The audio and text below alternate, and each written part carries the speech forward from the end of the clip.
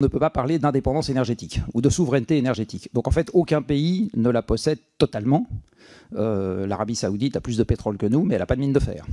Donc si elle était à frontières fermées, sans aucune communication avec l'extérieur, elle ne pourrait pas exploiter son pétrole. La bonne question pour moi me semble être, pour l'ensemble du système énergétique, de savoir de qui on dépend, dans quelle proportion, avec quelle aptitude à se retourner si jamais on a un problème avec les gens dont on dépend.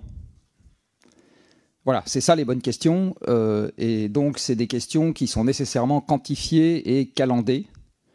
Avoir un débat, c'est pas du tout agressif ce que je vais dire, hein, mais avoir un débat philosophique sur l'indépendance, en fait c'est très intéressant le soir passer 23 heures, mais sinon dans l'absolu ça n'a pas beaucoup d'intérêt pratique. Sur toutes les énergies fossiles, l'Europe est en, entre guillemets, perte de souveraineté depuis 2005 pour le gaz, 2008 pour le pétrole et les années 50 pour le charbon. Appelons-la décroissance, contraction, sobriété, tout ça, c'est des variantes sémantiques d'un concept qui est exactement le même, c'est-à-dire qu'on va devoir faire avec moins de choses physiques. Alors est-ce que c'est une catastrophe ? Il nous appartient que la réponse soit non. Donc nous, on n'avait pas proposé un scénario, on avait proposé un mode de réalisation des scénarios en disant pour que le scénario soit complet et que le décideur arrive à y retrouver ses petits, il faut absolument prendre position sur tel point, tel point, tel point, tel point, tel point, tel point, tel point, et bien préciser ce qui est une donnée d'entrée et ce qui est une donnée de sortie. Il y a aujourd'hui une faiblesse qui est partagée par à peu près tous les scénarios, qui est que l'économie est une donnée d'entrée. S'il n'y avait pas d'atomes de fer sur Terre, il n'y aurait pas d'immeubles. En tout cas, pas d'immeubles tels que nous les construisons aujourd'hui avec des armatures en fer. Donc la disponibilité des ressources est une condition, est un facteur limitant de la production économique. Et du coup, la croissance du PIB, ça devrait être une donnée de sortie d'un modèle dans lequel, en entrée, vous mettez les ressources disponibles et le nombre de gens capables de travailler. Il faut arriver à créer un consensus dans la population, parce qu'il n'y a que le consensus dans la population qui transcende les alternances électorales, sur la façon dont il faut s'organiser, et ensuite qu'on n'en dévie pas trop. C'est clair que la qualité de l'information, elle n'est pas terrible, et le niveau d'information de la population n'est pas très élevé. La bonne question, c'est est-ce que c'est très différent dans les autres pays occidentaux ? Je n'ai pas la réponse à cette question. Je serais étonné que ce soit monstrueusement différent, mais d'une manière générale, le degré de compréhension du grand public et son degré d'implication dans ces débats est très faible. Quand on dit qu'on fait des débats publics, il faut bien voir que ça concerne une toute petite fraction de la population. Si je prends par exemple les débats là, qui sont organisés en ce moment par la CNDP, c'est des débats, je serais curieux de voir à la fin du débat quelle est la fraction de la population qui aura entendu parler du débat. Si aujourd'hui on arrêtait les livraisons sous 24 heures par un GAFA que je ne nommerai pas, je ne sais pas si la population se suiciderait, je ne suis pas complètement persuadé.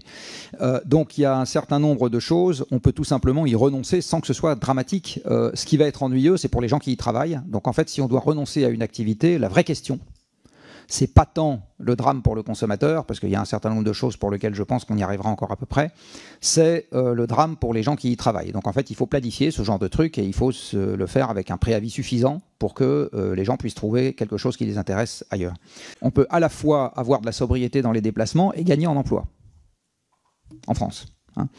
Donc il ne faut pas voir nécessairement le changement de mode de déplacement comme quelque chose qui est nécessairement dramatique. À chaque fois, il y a des choses intéressantes et des choses qui le sont moins. Et il faut essayer de faire le tri de telle sorte que l'option soit la plus intéressante possible. Mais de toute façon, les limites de l'exercice, je le redis, c'est que du pétrole, on va en avoir de moins en moins et que c'est un truc qui est tellement extraordinaire en termes physiques, j'ai envie de dire, que les options pour le remplacer, on n'en aura pas à l'échelle. Voilà, c'est comme ça. Mais encore une fois, je ne suis pas sûr que ce soit très grave, si on s'organise bien.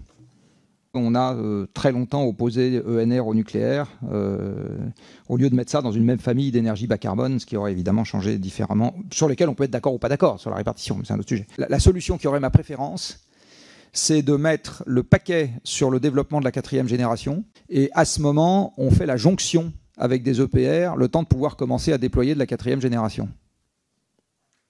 Mais on n'en fait pas plus que ça.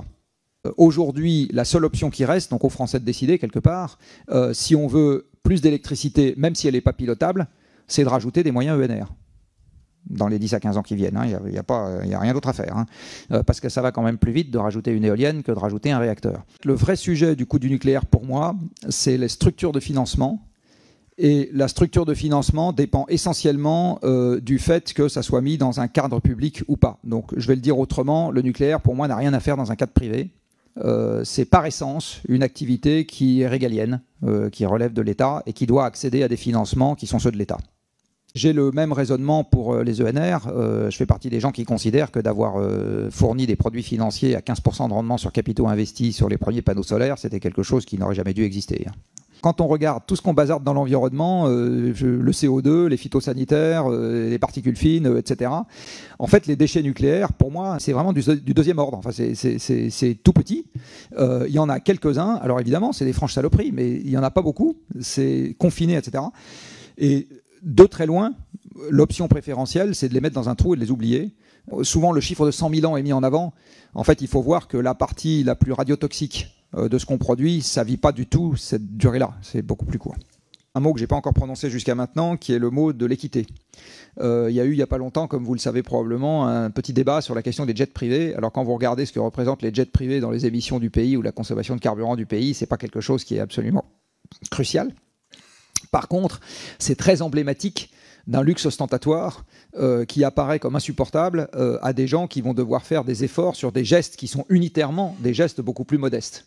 On est clairement dans une discipline un peu nouvelle qu'on va devoir apprendre, que j'appelle parfois la hiérarchie des renoncements, c'est-à-dire à quoi est-ce qu'on est prêt à renoncer, qu'est-ce qui ne va pas être très coûteux finalement, et qu'est-ce qu'on a envie d'avoir en face. Est-ce qu'on a envie d'avoir en face un monde qui nous paraît plus assuré, par exemple? Est-ce qu'on gagne de l'espoir? Est-ce qu'on gagne de la sérénité? Est-ce qu'on gagne de la sécurité? Est-ce qu'on gagne des trucs comme ça, qui n'ont pas de valeur économique stricto sensu, mais qui ont quand même une valeur importante pour les individus?